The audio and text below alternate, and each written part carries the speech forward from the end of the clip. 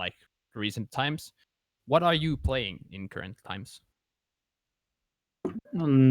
Balzaria a lot, and we play Bolzaria. Brawl occasionally on maps where it's more favourable. Okay. Okay.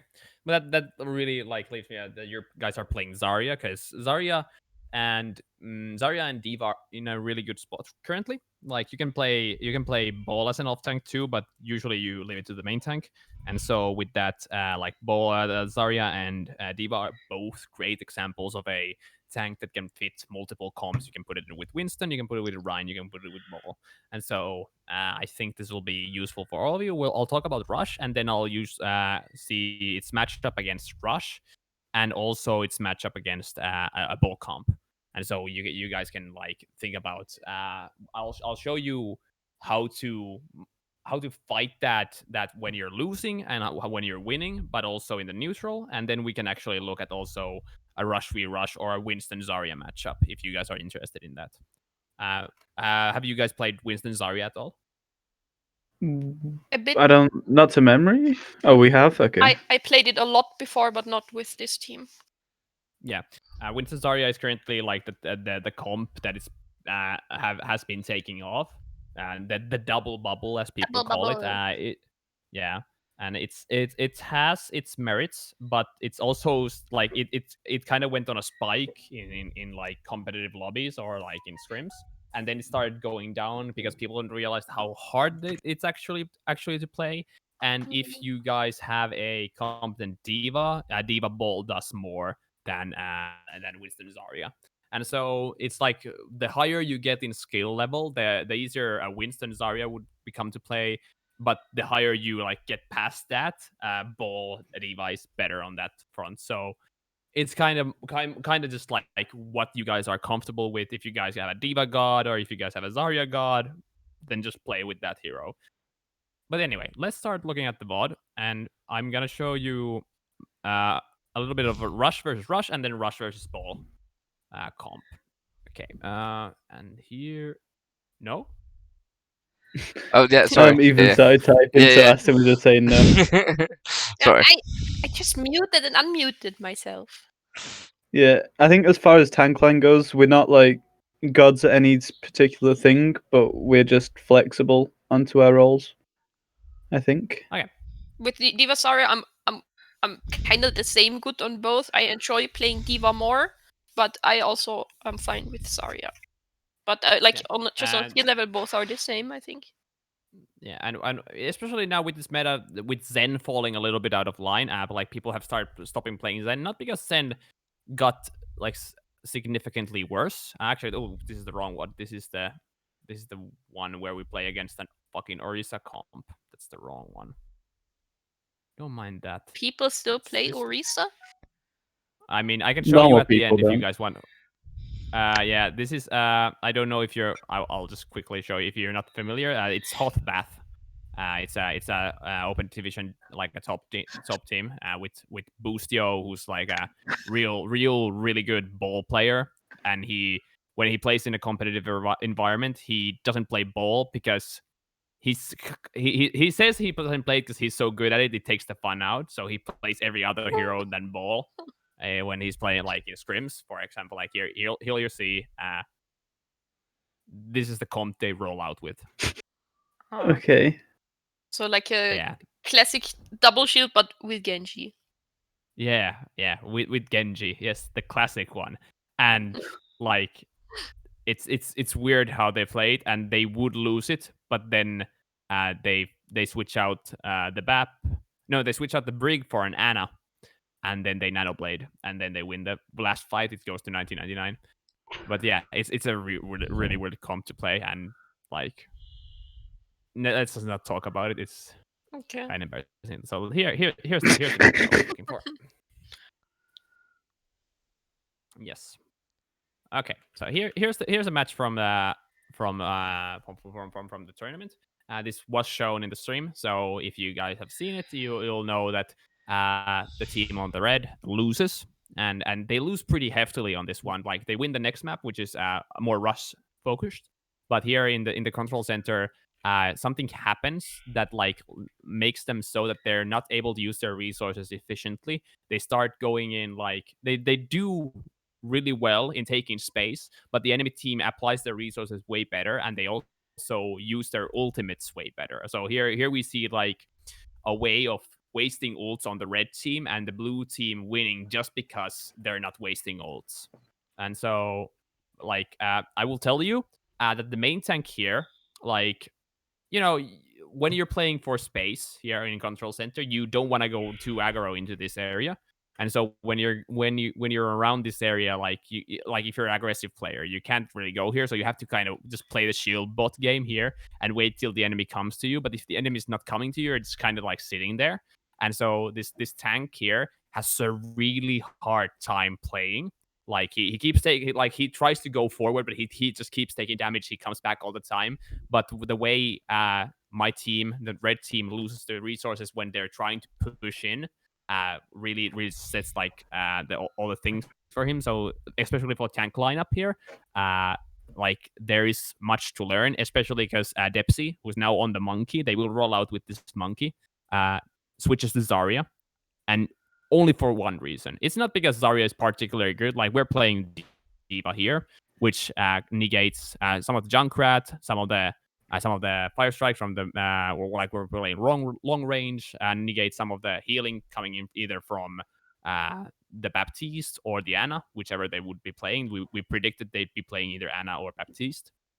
And also would help us deal lots of damage to a shielded comp. We also were predicting that they would play Ryan in this one, and so if we want to break their shield faster, we'll play D.Va.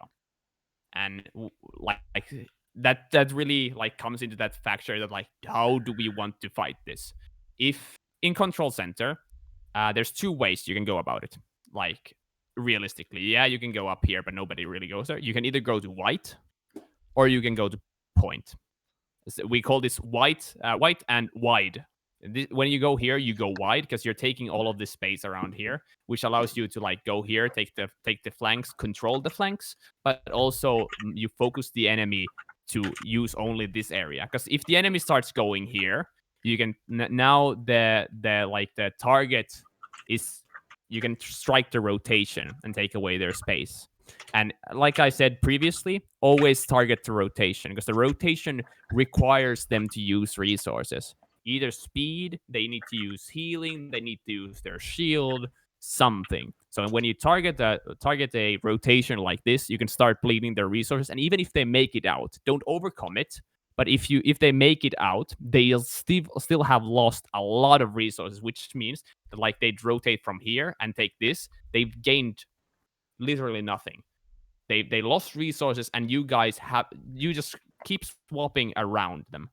And so if you take wide, that's the good amount of the bonus of it, that you can take a wide angle, you can control the area really efficiently. And especially if you're playing a comp like this would work with ball too. So if you play ball D.Va or ball Zarya, the same would apply, because you don't need the shield to control this space. Like with ball, you probably wouldn't go here. It wouldn't make sense because you just get stunned to hell, or just like take millions of Junkrat mines. Everybody's pretty much playing Junkrat here. Some weirdos are playing Pharah. We don't really care about that. That's an outlier.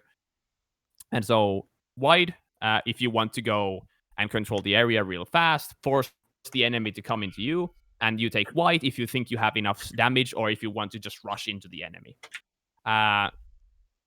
One thing I will warn you guys about, before we go, like we haven't even started the map. When you're playing blind, aka you don't know what comp the enemy is playing, always taking the safer option is the best. But yeah. Let's get 20 seconds here. And so with this comp, like you use a teleporter, whatever, you get here, and like we both take wide, especially because we're expecting the enemy team, like both are expecting the enemy team to have control of the white. And so we think that if they go white and we take this wide angle, we'll have more space to control, and we'll force the enemy into us. Now we're at the stalemate. Everyone's controlling half of the arena, and so either one needs to be pushed out. And here comes the problem with control center. If both teams go middle, this like technically isn't safe area, because the enemy has all of this area right here, this whatever, like a screen, to use as a rotation cover. So they can always go on flank from here, and they can also always shoot from here. And so the middle area isn't free, and especially isn't free for the main tank. The main tank, if he leaves this area, you fuck your team. You literally cannot win if your main tank isn't here, if you're playing a shielded comp. If you're playing a Ball Zarya comp again, or you would play Ball Diva, I don't know why you would play it. It's much more efficient to play a rush comp here because you can control the space more efficiently. But like if you play a ball comp, then you'd go more wide. You can stay here, but if you go with a Rhine, your Rhine pretty much needs to be here, so that the incoming spam, the incoming objects, whatever coming in, will not affect your team's ability to shoot from there. And so it usually becomes this stalemate of Rhines holding shield, taking a couple whacks at each other, using this pillar around here. And so it's mostly about the other team creating pressure and making the enemy be afraid of the main tank. If you can scare the main tank, you'll probably win.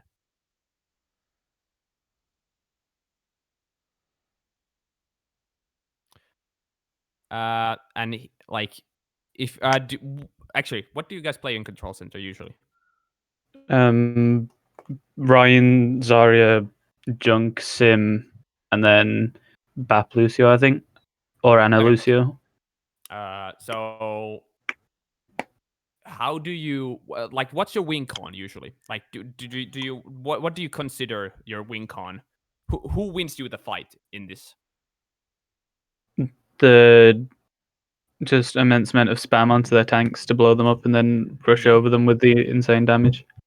Yeah. So Bessu here, the Junkrat, is doing the right thing, and Bala here is doing the right thing. AKA, if our damage dealers can hold their left click like indefinitely, they win. It's our win condition. Like the tanks, yeah, important, but the win condition is the DPSs. And so this shield comp that they're playing is completely lost because we just gain infinite amounts of energy recharge from them from the sim.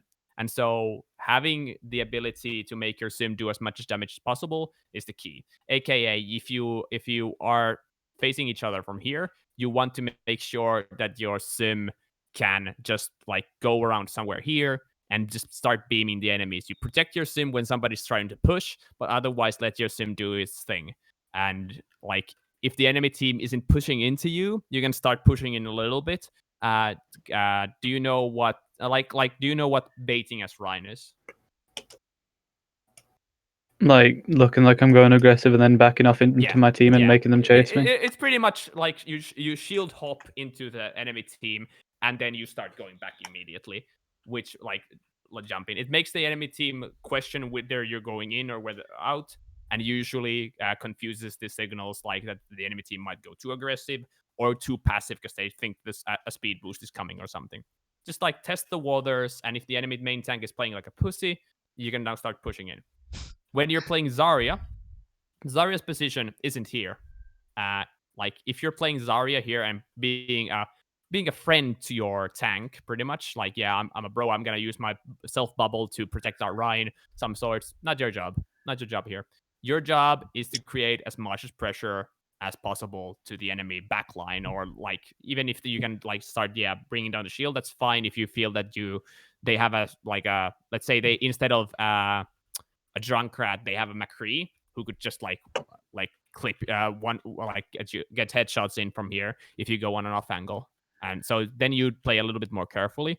But in most cases, you want to be either on the stairs if you're taking a wide angle like this, and you want to play on this side of the pillar if you're taking a wide angle like this. It doesn't really matter who controls the stairs in the neutral fight, but usually you want to choose either that we're controlling the stairs, aka we're the ones putting pressure on, or we're controlling this area from here, aka we're the ones that are the defenders. Choose your position, like think about the enemy, what like kind of tank line they're playing, what kind of DPS line they're playing, and usually just try to get maximum amount of energy. Mismanaging bubbles in neutral fight isn't as big of a deal as people make it. What wins you games as a Zarya is max energy. And so that's more the neutral after neutral, aka then like when there's ultimates around, then bubble management becomes like a really important issue. But usually, like if you're waiting to get your self bubble so that your Rhine can push, usually a mistake. Like if you're waiting 2 or 3 seconds even, because like the enemy team can start pushing into you once the bubble is out from your Rhine. But if you have 40 energy and you have a bubble, and the enemy team has 70 energy and they have a bubble, they'll start pushing into you and will do more damage. So like, and usually also once you start using your abilities on cooldown, you'll start learning better on like the tempo of your team. We lose this fight, and not this fight, but like some fights, because our tank line is playing on the wrong tempo. We'll still talk about the tempo a little bit, but like when tempo is wrong, when the tanks are playing faster than the rest of the team, it's usually the tanks, because the tanks control the tempo of the game. And so if the tanks are playing in the wrong tempo, it becomes harder for the others to manage resources. But yeah, let's keep looking.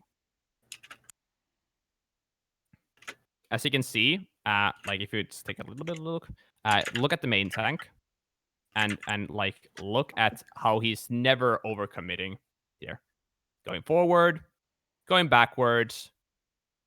Just like, even if his health drops, he's never overcommitting here, and neither is the enemy, because they know that if they do overcommit, they will lose this fight.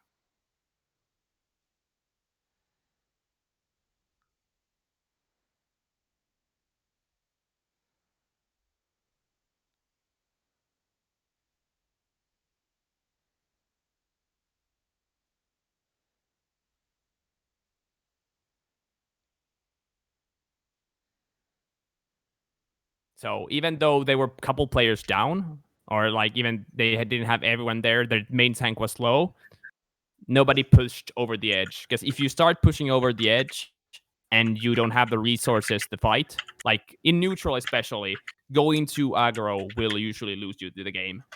Because if you can't, like, nobody has the magic ability to count all the resources that the enemy has, apart from long cooldowns like Immortality Field. You will not know, does the Junkrat have trap? Where does he have 2 mines up? Will the Rhine charge me? What kind of a player is he? Like those kinds of things that you cannot account for in a neutral fight when playing blind usually will favor the ones who play more carefully. And so bleed the enemy's resources. Like if you ever, especially like, look at this fucking beam. Holy shit. Like how long is it? Like from here, like if somebody would be standing here and the sim boom is here with max charge, they'll just get burned out. They just have to back off. And so like let your team accumulate resources. Play carefully, take steps back. It's just important. And like even if you drop low health, just like it doesn't mean that you have to like be scared. You just play careful. Yeah. So if we take a quick look at here, the enemy team uses square. Also, the square precision is horrible. Like if we want to talk about that, but like as you can see, they started pushing here, which doesn't really account to anything. We can just rotate towards here and start pushing them on the same like edge. And then they start retreating here, but again, they don't have the resources because they lost players and they played too aggressively then. And so we can just start going in with, especially with the coalescence. And I don't even know what this monkey is doing here. Like.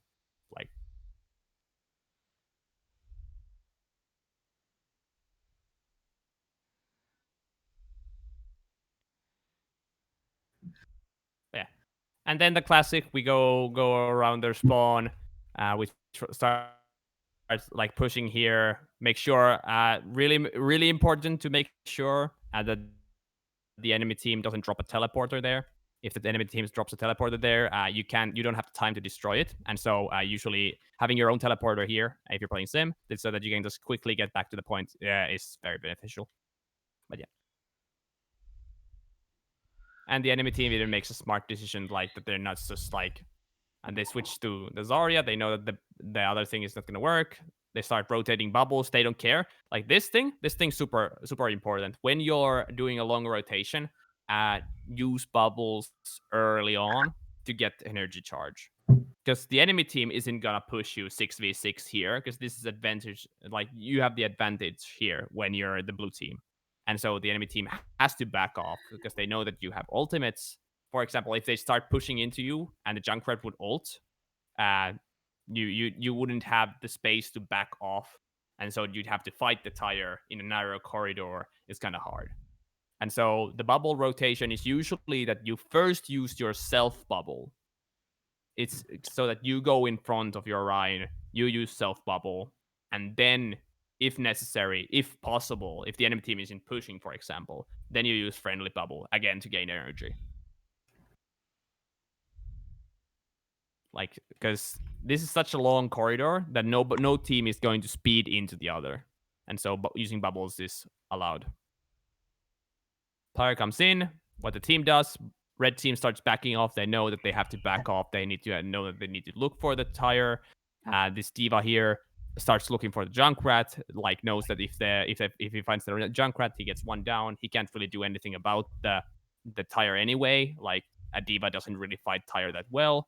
The other team starts, like everyone else in the team, starts pushing in. It's 5v6 pretty much, but our D.Va is out, so it's 5v5. And then So here comes the mistake. If you see from what I just talked to you about, control area is vital for the Rhine. As if you don't control this...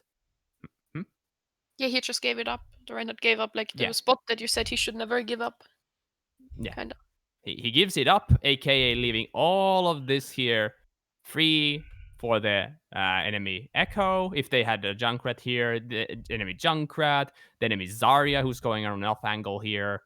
And like this is really what like separates here. This Zarya will be on this off angle forever. He will never give it up. And so, but yeah, so this will happen.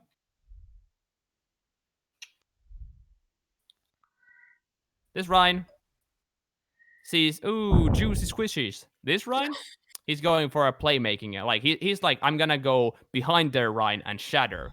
Not a bad idea in itself, but again, you're giving up the whole space. Even if you'd shatter, let's say you shatter 3 people, you get both of the supports, and let's say this one here. The Rhine is still free.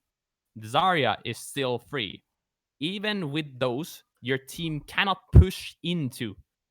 Without you as the main like damage soak, the shield, your team cannot push forward to get your like anything out of your shatter. And so this is a space management mistake, but also a tempo mistake. Using resources wrong, if you want to talk about it that way. And then he remembers where he needs to be after that shatter happens. He starts fighting it, but it's a bit too late. Their Echo went off on a flank immediately. Gets our Sim here, and our Moira is super low, scared of her life. Like, it's not looking good for the red team, and the Lucio is here doing Lucio things like they usually do.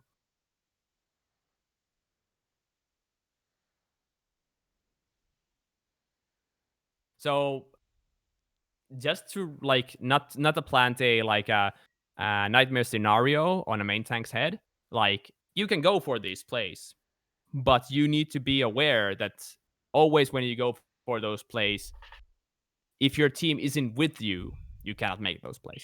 AKA, if your team would be more forward, or like let's say always behind you, or like say like I know it's hard to say I'm going for a shatter, like as you usually see the moment and then you shatter and then you're like, where's the team? Oh my god, I shattered 6. Why was nobody following me? Well, here's usually the reason. You're making ideas, you're making plays in your head, and your team cannot follow it up. That's why communications are important, but also why, knowing like where usually you need to be holding and like what's important. Play safe, play carefully, and use your resources wisely so that you can use your ultimates more efficiently.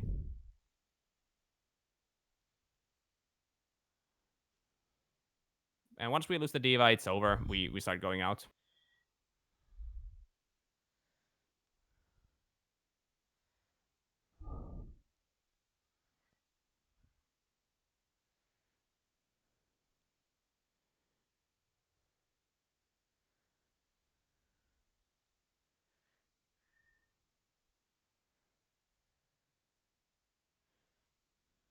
So here again with Rush. No, again they fuck up the wall. This one doesn't really matter for us, so we just push through it. But once you start like, well, actually a bit forward, so I can tell. We lost the sim, doesn't matter. We have coalitions that we can use to like substitute for the extra damage, and so we start pushing in. And you see the Zarya playing here because they have the space. They can play wide angle however they want. It doesn't make sense that the Zarya would be here because off angling is very important as a Zarya. It's very often important as any main tank, as a Sigma, as a D.Va. Getting damage through the shield is very important, especially because your ultimates, usually tank ultimates, are game changing. Like support ultimates, yeah, they are game changing, so to say, but usually they play in a real slow tempo. They don't really like change the mechanics of the game that much, apart from like maybe coalescence. Like Beat gives you extra HP, but you can pretty much kite that out. Mercy ult gives you extra healing, extra damage. Doesn't really change the tempo of the game. Moira ult allows you to push forward because that's healing and damage at the same time. Anyway, Zarya here, and this is kind of just unfortunate. No scouting, so Junkrat here doesn't know what's gonna happen. He's gonna push in. He's gonna ult here, and the ult's just gonna go to waste. And then the team here doesn't actually push. Like we're going in with coalescence.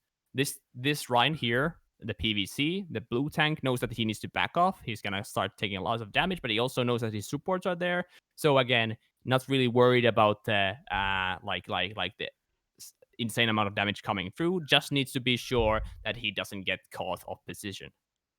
So he starts pushing back. The Zarya gets the tire. Again, starts pushing back. Don't worry, coalescence won't last that long. Again, just like keep, as long as you have the space to back off, do so.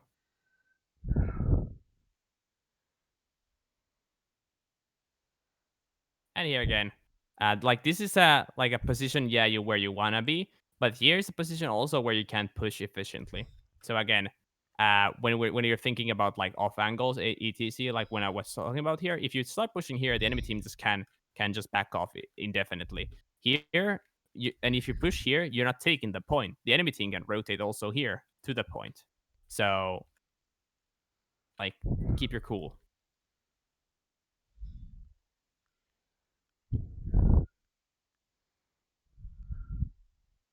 And here comes the Echo takes a Reinhardt. Our Reinhardt pushes in with the tanks. They're going off. Their handbrakes are off. They're just pushing everything. And so, again, off tempo. Now we're split. So, this is what I tell the supports usually in a team. It's your job to tell your tanks they're going too fast. The tanks don't have eyes in their back, so usually they won't notice this.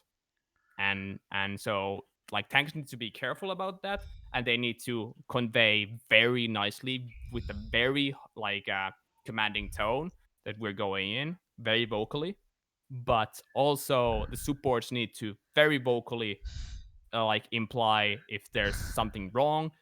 Guys are going way too deep. We can't follow you. There's somebody flanking us.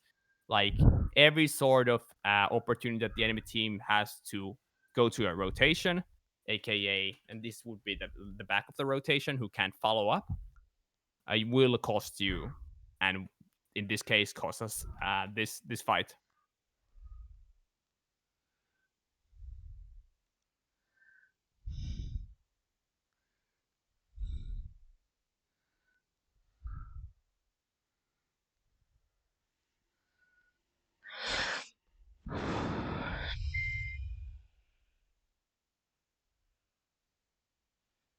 gonna show you the last fight, and then I'm gonna move on to the ball matchup, which goes a little bit more, unfortunately, because it's actually usually rush against ball is a bit favored, like in like a dive comp, but you'll see why it's when you make mistakes like this, it'll cost you.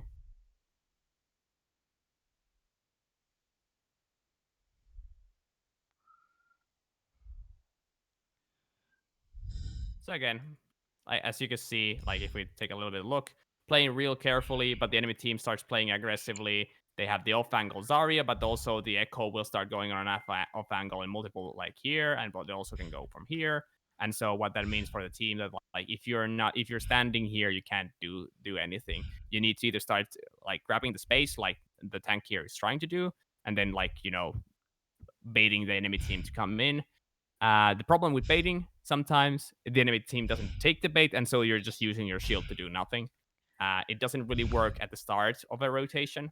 So if you're trying to do baiting, usually start the baiting in an area where the enemy team feels comfortable to push you. AKA, they won't come here because this is a shit place to push into.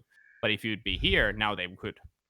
But yeah, nobody's checking the off angle. Again, here would be also smart to go from white. Nobody could in that case, like a person coming from here would have trouble flanking you. So like need to be careful of that, or need to be thoughtful of that. But yeah, go in. The Rhine takes too much damage, has to go off. Free shatter, and that's about it. Don't really need to show you too much of that. Now let's look at the ball matchup, because when I was coaching this, well, not coaching, when I was talking about this ball here, he doesn't do much. Like honestly, like if you wanna see, like not to like shit talk anyone, but I think like I could play ball in this matter better than he does. Like wow, look at this mechanics.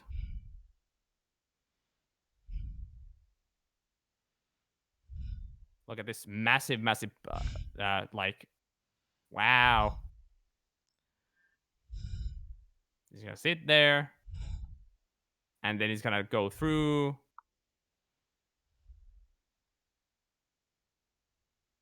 Like he's just waiting, like you need to do as a ball.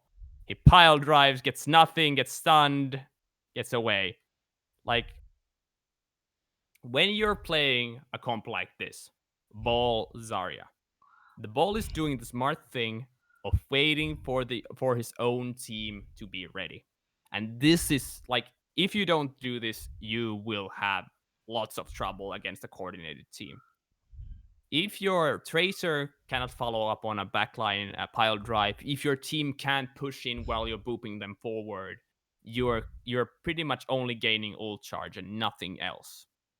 It doesn't matter if you don't get huge value out of your things, what you're doing. Like it's just important that you're in line of sight of your Zarya, that they can bubble you when you go in, or like once you've gone in, but also so that you're giving your teammates opportunities to shoot.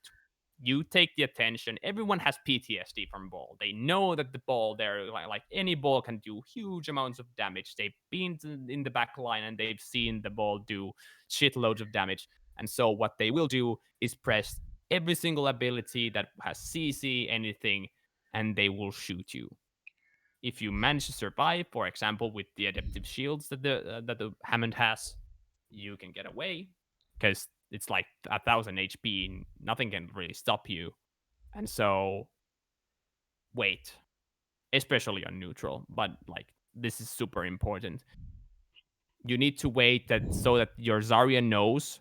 Not like you don't need to say that I'm gonna do from here, but so that you kind of just know that the Zarya, like when you're going to the enemy team, the Zarya has line of sight into you. So you just like ready, gonna go in 3, 2, 1.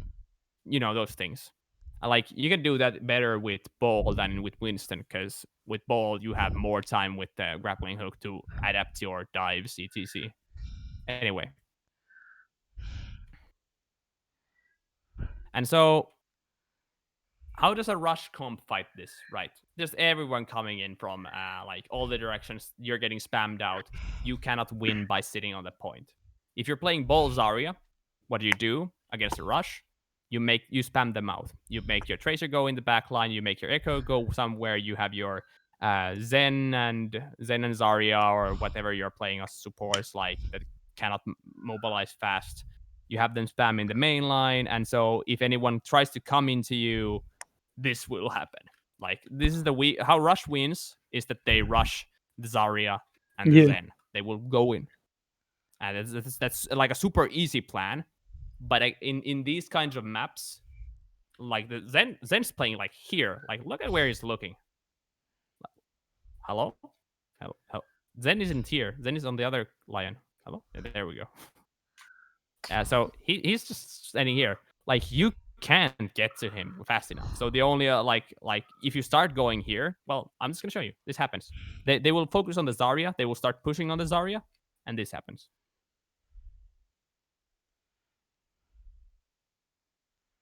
They see the Zarya is there. Can we go on the Zarya? Zarya. Start pushing in. Everyone's on there.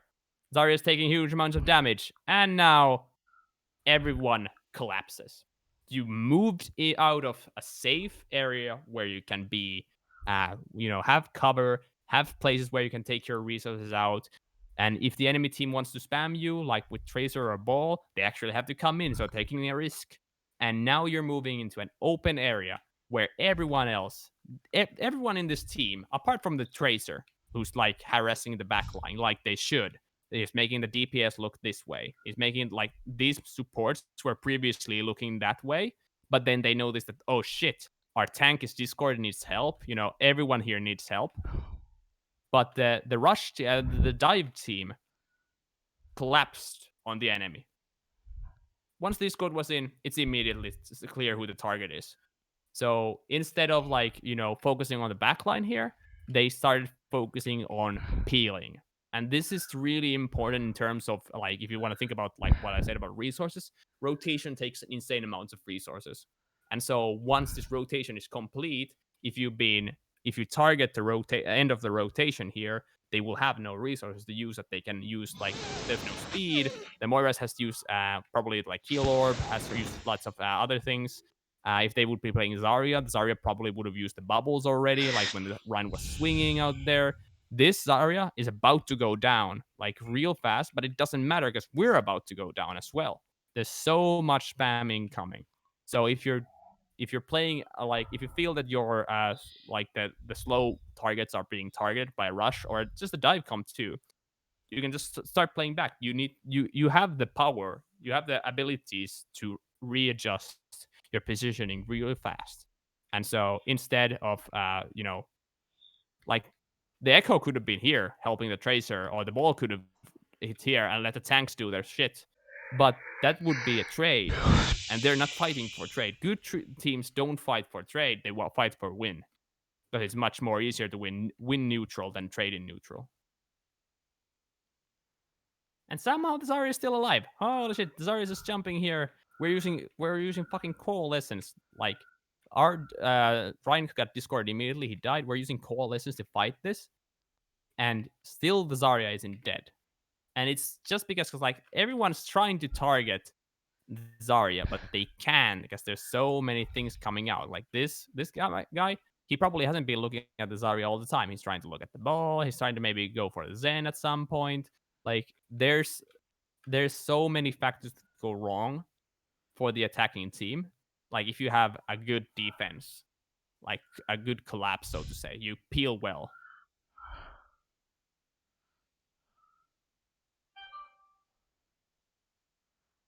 And in the end, yeah, they do win because of that trance. That they probably would have lost if they did not have that trance. But because they had a coordinated peel, they got more time. And time lets you get resources back. And so if you feel that you're low on resources, you don't have enough resources to fight, like we were talking about when we were talking about the dive has a lot of little resources that they use real fast, and Rush has lots of resources that use real fast. In this one-to-one thing, thought out the dive would lose. And yeah, they would lose, but they got enough resources back on that low time. They got an ultimate off. So the dive will get ultimates faster than the rush will, like usually. And so they fought with that. And then we see lots of good shit. This is like, if you want to talk about like how to play Bolzaria, this is how you play it. Like this is almost like, I won't say like all perfect, but almost perfect play coming in from the enemy team. Like every single time. Like, yeah, sure. Well, I can show you this. The Echo is AFK. Like the Echo will jump here and it's AFK for no reason. Don't do this.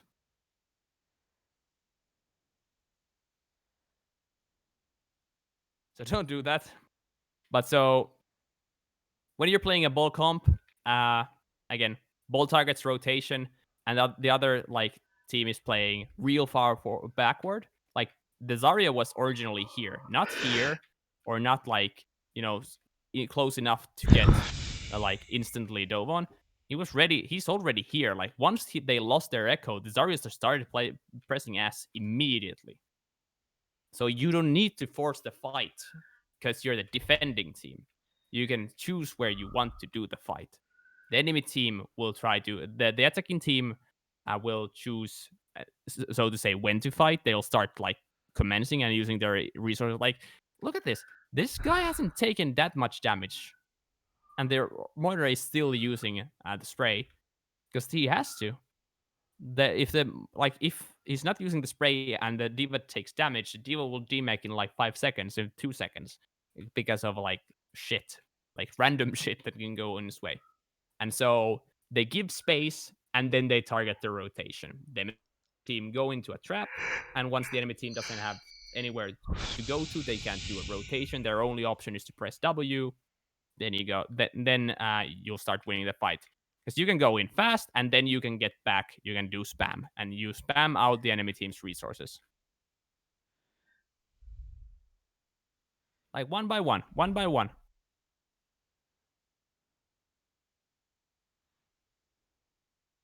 Your team, when you're playing a Ball Zarya comp, doesn't lose when they lose one member. Like, yeah, you could say that the Zarya is like one of the most important things, or maybe an Echo, but you don't lose if you lose one member. But the Rush team, if they lose important members, like I think the least important loss here would be the McCree. Otherwise, if they lose anyone else, they're starting to struggle. Because like Rush isn't Goats, even though Ghost is a Rush comp. They don't have the same kind of survivability. And so you just go around, make them chase you, and force them. As a Zarya, you force the enemy team to come, like, do insane rotations. Insane, like, they have to leave. The Ryan, if he wants to get into you, get to you, he has to leave his team behind, or your team needs to follow. The shield is somewhere here, and then your team can do free spam. The Zen can be spamming here, or your Echo can be spamming here. Just force the enemy team to come into, like, it doesn't matter if they go into the point, you just force them into a space where they can't defend themselves.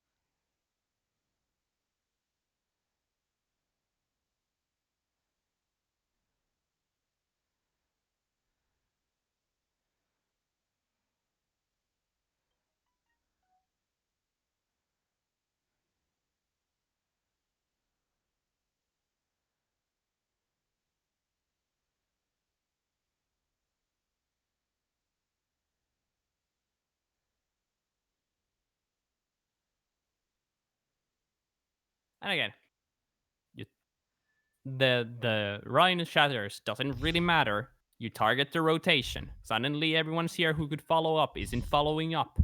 Everyone suddenly, like, know that if you target their rotation, they need to fight back. The tank line doesn't fight back, and suddenly, oh no, the tanks are in front, the supports are in back, and this happens.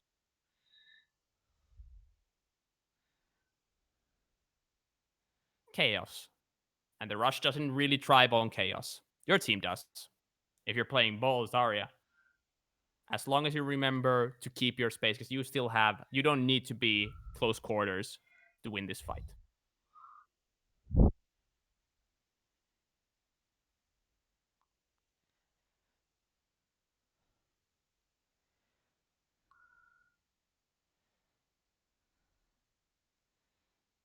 and then well, this is not really much. You can't really do anything against this. You switch the ball because you need to touch the point. The enemy team has grab, so they grab, and you can't touch. And this is not really like a big thing.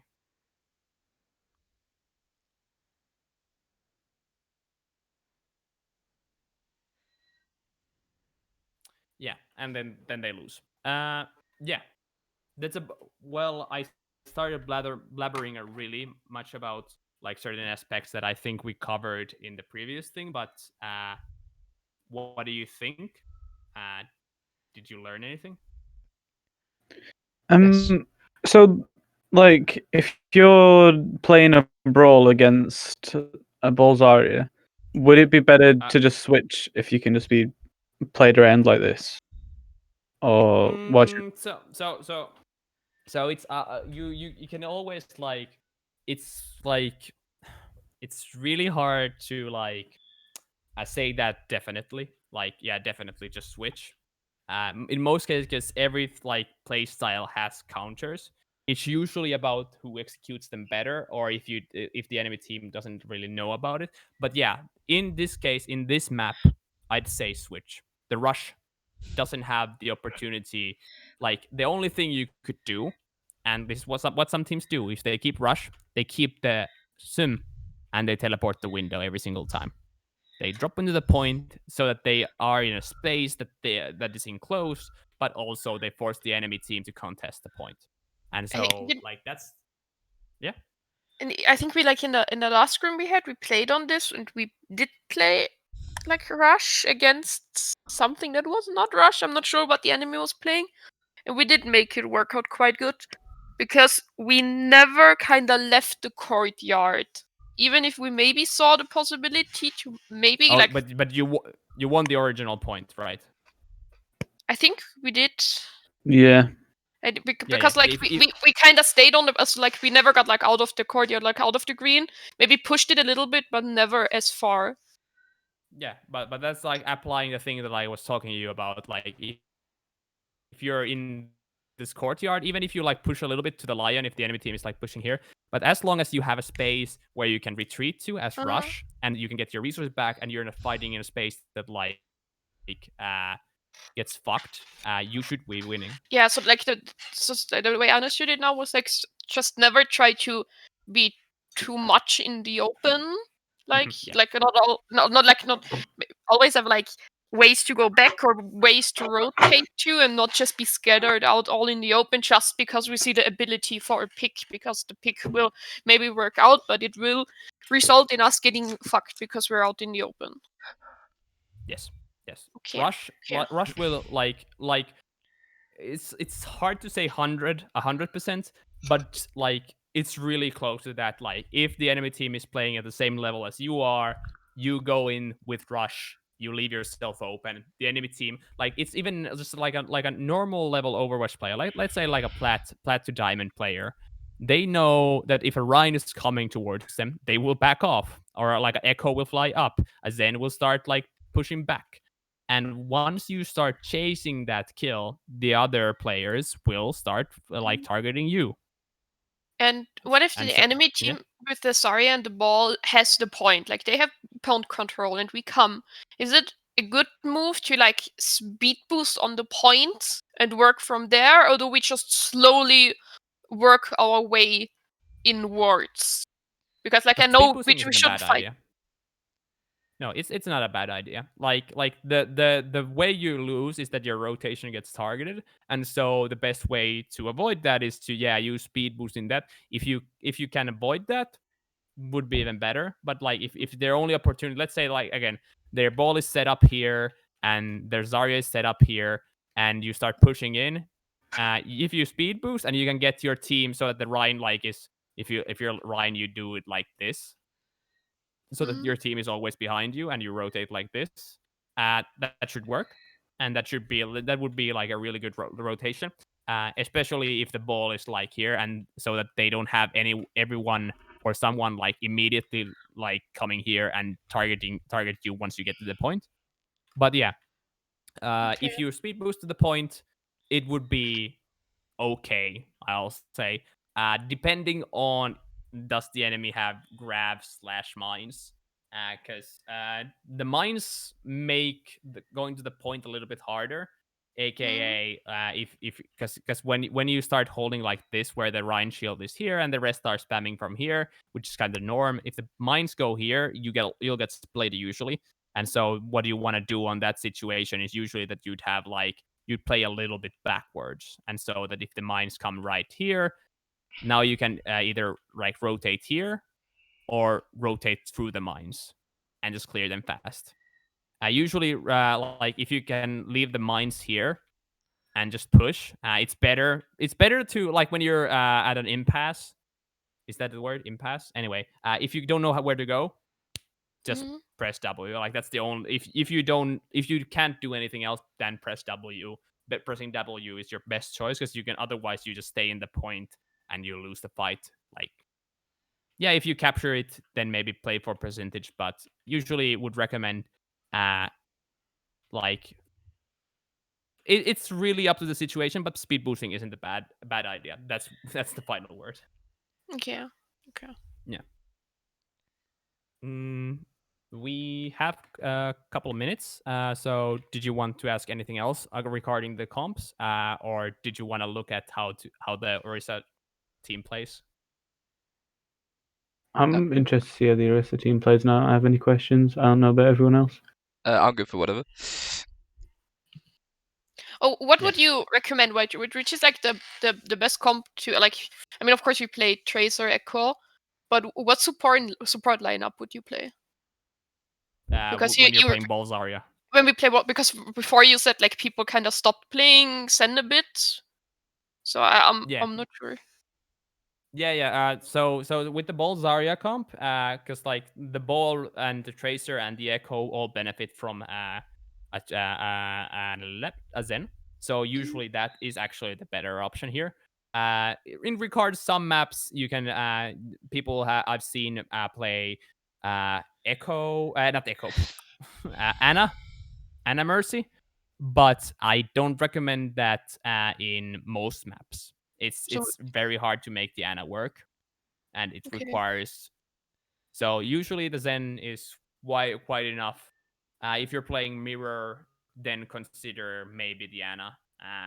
But like, because like if they're targeted, like if you're getting constantly targeted, maybe consider the Anna. But usually the Zen is the better option. Like especially like once you win the point, Zen becomes like instantly better than Anna. And is it paired up with the Mercy or like with the Sigma with the Brigitte? Or is it like our choice what we want to do? So we started giving up the Echo Mercy just because like people also started playing less Echo in our scrims. But so that we have the Echo fly alone. But like the Echo Mercy combo is super powerful. And so if you feel that it's working out for you, if your Echo doesn't get picked off, the enemy team isn't playing good snipers, or like you just get the spam out and the enemy like if you get value out of Echo and you feel that your Echo is being pressured a little bit, I just play the Mercy. And what if like the Mercy keeps your what if we have to swap off Echo? Like, what should we swap Echo to? Like, if they got like insane Widow or something that just fucks us off. Yeah, let's say they have an insane Widow and they win the point with the Widow. Usually, a way to counter a Widow is to play your own Widow. Let's say you can't do that, and then you switch off to usually the thing is like you want against snipers you want another sniper, and against like insane amounts of damage you want CC. So if you're getting Dove on, you get a McCree. If you're not getting Dove on, you're getting fought on by a Widow. Actually, I recommend that if the enemy team has an insane Widow, you don't switch off Echo usually. Like it's not a big enough reason usually, because the Widow in itself shouldn't be enough if you're playing Bolzaria to pressure off an Echo in its own. Because you have the ball that can like target the Widow, and then you just mines it. Mines and immediately beaming someone does kill a Widow in like 1.5 seconds once the mines have gone off. There's no way not even a Mercy can heal that through. So So like in that case, I usually just like switch the target priority. But in other cases, just like try it out. Usually, like what's the best widow counter for you? I like again. I recommend playing your own sniper, Ash, Widow, Hanzo, I guess. But it's really up to also like how good is the Widow. Like if you're playing a diamond team who has a like GM Widow who just hits every shot, he's like the motherfucking Kenzo or whatever. Like, yeah, it gets hard. It's really hard, but enough. Like sometimes it's like best to just full focus on the Widow if he's killing you, than just like trying to counter the Widow with the Widow. Okay. Okay. Thank you very much. Yeah. I guess we lost the time in that 1 minute. Did you? I mean, if you guys, when was your scrim? Tomorrow. Oh, you're not screaming today? Like I can end the coach session here, but I can show you the reset play if you were interested in still. Yes, please, if you don't mind. I don't I'm mind. very interested. I mean, didn't know people still played Orisa. If people are interested in a scrim for 1 hour's time, I can organise that because we do have everyone here, minus obviously Cheesy, who we can just get Maff to shout at. So if you guys wanted a scrim 8 p.m. CET, then I can do that. I'm not sure if I can make it now because I thought we didn't have scrim and I still have some stuff to do in the house. I was like, oh yeah, we don't scrim today, so I can clean the house later in the evening when I'm more awake. I'm wide awake. But Sorry. we can. It's okay. If it's maybe like a 4-map scrim, maybe not like a full 2 hour, but we just go for a 4-map. I would be down for anything. I don't have anything else to do. Okay. So I'll put a post up in a minute after we see this Orisa play, and yeah, if we got enough members, we can get one. But we're mixing a few things up tomorrow in terms of like com roles and just player roles and stuff like that. I'll put a post up later on about that as well. But yeah, it should be quite good. Bit of experimenting. Also, Maff, I did send Cheesy some bucks for you as well. So you'll have to ask him to send it to you because yeah, it's all good. Easy.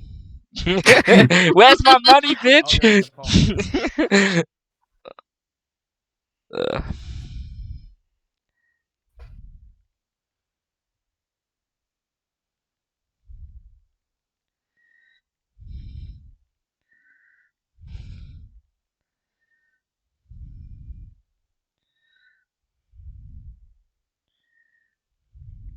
Wait, Maff, do you just call like cheesy in day-to-day life, or do you just switch between them?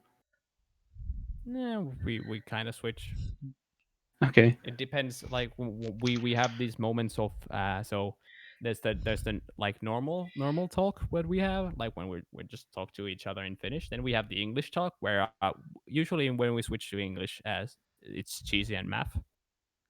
And then usually we have this retarded Finnish like time where we speak in like how our dads speak pretty much.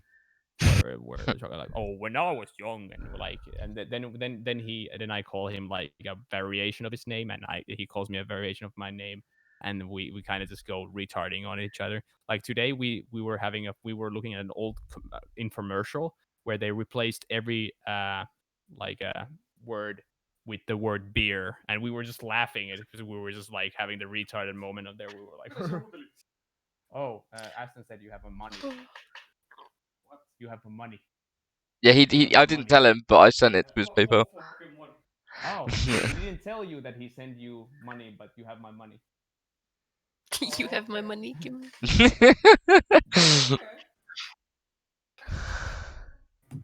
Jesus Christ. Oh, because I just read it with the Lijang Control Center with the side room and the main point. Maybe we can find like to call the side room something else, because with my very heavy German accent, white and white will basically sound the same. White. wide. I mean, I'm British. We don't even pronounce the D or the T. Yes. We go white. Maybe we can find like another name. Are you talking about this map? Yeah. No, yeah, we're talking about like white and white You because could call it I know I light. will not be. We don't say wide. We say point. Yeah, it's just that's like what you play the you play the point wide. So it's usually just like the tanks like make the choice of how we want to play. If we play on the stairs or if we're playing here. It usually means that if they take the white first, we play like this. And if they come from the main, we take the white first. Right now, I wasn't sure if you said white or wide. So I imagine like I'm saying if we said it like in game during a scrim, I would be confused. I know that. Yeah, it's just usually just like straight to point or white. Don't people also like to say server? We play server. Server rule. Server is the dark server. room. I thought server was the one behind usually. Oh, for me, server was always like this one, like the white. I don't know why. For me, this was always server. Like if we say let's rotate through server, it usually means that we go from here instead of going like here to white. It's pretty much like we go point. It means that we go here. If we go server, we usually go from here. Not server. If we go white, we go here, and if we go server, we usually rotate from here. It's like it's not really like the callouts are not that important regards and like just that your team understands them. Like it's just sometimes it's better that the places have names, because if you just say right high ground, maybe someone is looking at a different high ground. Right is somewhere. Right high ground is super. Or something like that. I just know because we once had this coaching session where we just went over a few maps and was like, okay, those are the names you could use for stuff. Like you can call this balcony. It wasn't Hanamura, for example. This is balcony. Then there is catwalk and there's the patio and stuff. And we had like to learn them like a vocabulary. So when we were in game, we would actually know what people are calling, like Genshi on patio. So everyone knew, oh, he was there. Yeah. I don't mind that type of like thing, but usually when it's more easy to learn like place names one by one with the team rather than try to like get an entire map vocabulary to your brain, because that infers your like how you play the map. Like if you're trying like this is like behavior and how to learn shit, and I study this. So if you get a shitload of vocab in you, or like just like words, and then you try to remember them on the spot, you have to use actually insane amounts of brain power for that. You have to use your eyes, which make it so that you don't look at the screen. And or if you're not using your eyes, you need to unfocus. You unfocus from the game and get that word from your memory. Yeah, we tried doing this on maps that had like a lot of different high grounds. Like for Hanamura, like there's a lot of different high grounds on Hanamura, because we had the situation that we just got confused because someone was like Genji on high ground, and they're like, which high ground? Yeah, we usually like in maps like those, like what I went through and what my team adapted really well is that we like started just we named the sides of the map where the like and so for example like you'd probably understand if I say mega roof. If you're defending, the enemy's on mega roof. It depends if people actually know the health pack spots, because I know there's like a ton of people out there that at still this point, don't know if we don't know the mega health packs, we're kind of a lost cause at this point. For us as tanks, yes, but I kid you not, I have people who played like I don't know 500 hours of Overwatch and they still don't know the health packs in the game. Yeah, no, I get it that like for not to like to belittle anyone, but like these types of team are still casual in the form of like that you don't play to get through like slog through open division or anything. So in that sense, I understand that, and so but like you need to put a little bit of time to get those things thought out. Like for example, we don't have any call outs from the gate to the attacker's spawn in Hanamura, because that shit is useless. Like, yeah, there might be somebody like in the upper thing, like doing a sneaky play. Usually that's just behind, like up behind. We called it courtyard. But in German, we used the German words for it. We weren't using it because we were a German team. Yeah, but like we usually, like, areas that aren't used, we just left out, because those are like learning outliers. Yeah, when you'll feel super good when you use that, like you, for example, patio, which usually, if I'm correct, means the is it like there's two types of patio usually. But it's the terrace in front of Mega in defender's side. Yeah, it's like the right high. It's like the right. Oh no, it's on the second point when you're attacker on the second point, and it's the right high ground where the Mega is. We called this one. We didn't call it patio. I think we called it potato because it was some English word that we didn't know. Like for me, it's just a bit harder with all the location stuff because I played 1 year in a German team and we had only like German calling most of the time because we had 3 people who weren't really able to speak English. And very often I'm sitting here like I want to call it out, but I don't know what to call it because I forgot like what was the English term for it. How do I call it? So I struggle a bit. For example, we only have like 4 callouts in this map. It's on point, and then it's like main. This is all main. And if we say attack main, like let's go main, like if we're fighting on the point and let's go main, it doesn't mean that we're just like turning back and doing a 180 back to our spawn. No, it's like we're inferring attack, so we're going forward. And then if we say let's go back main, we go here. Yeah, it's like the intent plus where we're going usually gives enough. And so like it's just super important that it's team based. You need to remember that.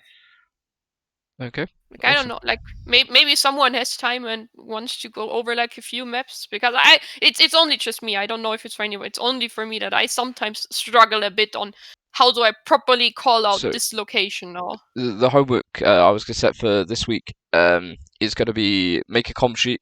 Then we can go over hopefully with Maff at some point with that, and also the comms if you want to work through that as well. That can be done. But yeah. So maybe it's just an issue, and I have to look over them.